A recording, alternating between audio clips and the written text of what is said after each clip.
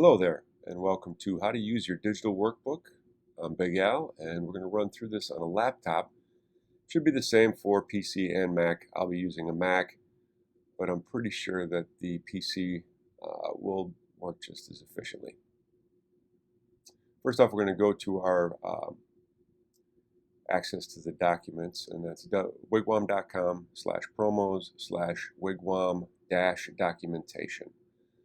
And you'll find all the documents that we've produced in a digital format here. Um, we're going to try to keep this populated with as much up-to-date material as we can. So keep that URL in your favorites folder. We're going to focus on the 2020 Spring Workbook specialty. If you haven't already, download the PDF to your computer, and you'll do that by clicking on that icon in the lower right. It'll open up another web window, and then you just click simply the icon download to your computer right there. And on the Mac, it winds up going into the downloads folder. On a PC, I think you have the same type of thing, but you just pay attention to where it downloads. So we're going to open that up. What we're using here is Acrobat Reader.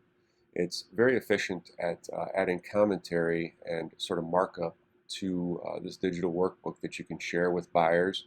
Buyers can in turn download the document and add their own sort of commentary in this booklet and send you a copy as well. So if you're not familiar with it, just kind of play around with it and get familiar. There's arrows for up and down. You can page through using those arrows or even just using your cursor keys. And what we're going to do is we're going to go over to the right side here and hit the comment bar. There's a lot of other things over here. A lot of those are add-ons. So just like any app, there's some added content you can buy. But we're going to focus right on the comments tab here, and that'll open up this little window. There's no comments on here yet, but this opens up this set of tools as well. There's a highlighter, pencil, eraser, stamp. Just play around with those tools as well. The good thing about these is that they're all going to add some sort of comment, and it just depends on your preference as far as how you want to add that comment.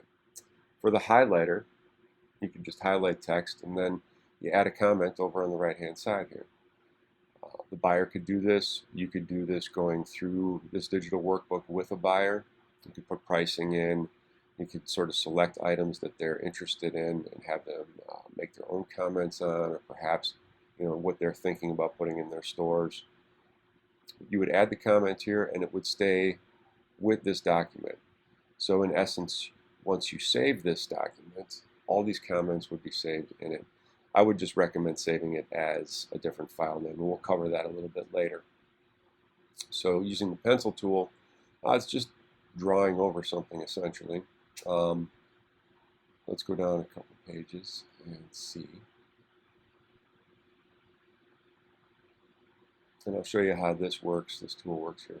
It's basically you can circle something and add a comment to that particular indication there. So if that's an easier way for you to sort of annotate, then do it that way. The highlighter works the same kind of way. It's just to call out a specific area of the book that you want to add a comment to, and then the comment shows up here on the right-hand side. It's really pretty simple and pretty fast and easy to learn. We'll do a couple other things here using the highlighter. Let's see. Scroll down a couple more pages.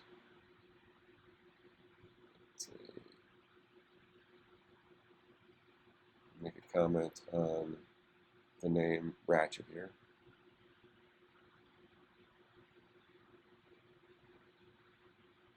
But it's really easy, really effective, and it's kind of the reason we're moving away from paper. I mean, this is just a digital copy of a workbook that somebody can have with them pretty much any place. The Acrobat Reader for like iPad and for other forms of tablet is not unlike this particular version too.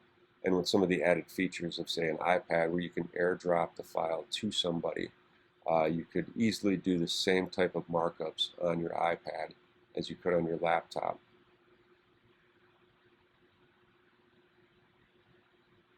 It's kind of the next gen catalog is the way we're going here.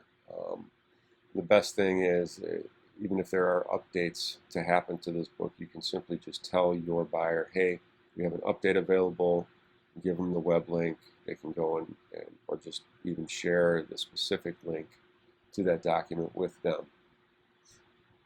I'm just going to add a couple more little notations here, and you'll see on this right-hand column how these comments are just kind of lining up. Every time we do a little something, it'll add just another comment there. I won't comment on that, but I'm going to use the highlighter then and highlight the style name and then add a comment to that.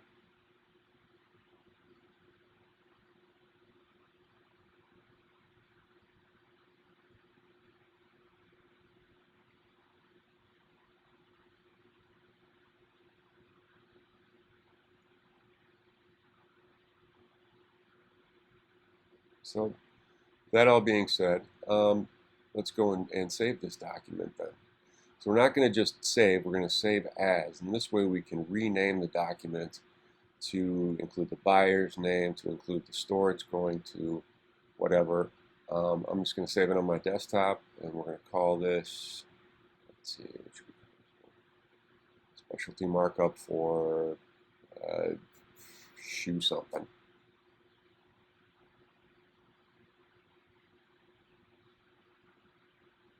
There we go.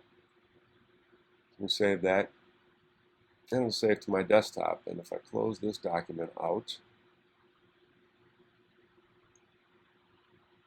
close that window, it's right there on my desktop. So it's the exact same file that I just saved. We're going to open that in Reader again.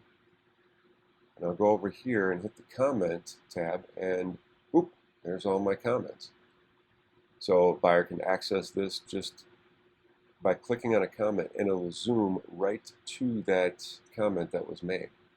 So if they're putting pricing or trying to remember what they wanted to order, it'll just be as easy as rifling through those comments and making their own notes or placing an order. There's really nothing that you couldn't do here that you couldn't do with a paper catalog. I mean, essentially, it's just even a little bit more organized than putting stickies in a regular paper catalog and marking things up and drawing all over the pages. And you could go through a whole book and do this. The Spring 20 is ideal for testing all this, in essence, because it's smaller. And you can send it off. I'll show you how to do that real quick. Share files via your email. And basically, it'll just work like any other attachment. So if you wanted to attach it to an email, you just simply click on that little icon right there, and it'll open up your mail program. I'm just going to send it to my work email. And you'll see the size isn't that big. I think for future use with some of the bigger catalogs, we may have to break those into sections. But zoom, it's away. And that's pretty much it. Like I said, there's not a lot that you couldn't do with this that you can do with a paper catalog. So we think it's going to be the way of the future. And I really appreciate you guys at least giving this a chance and an opportunity. It's a good initiative to have. And I thank you for your time. Appreciate it.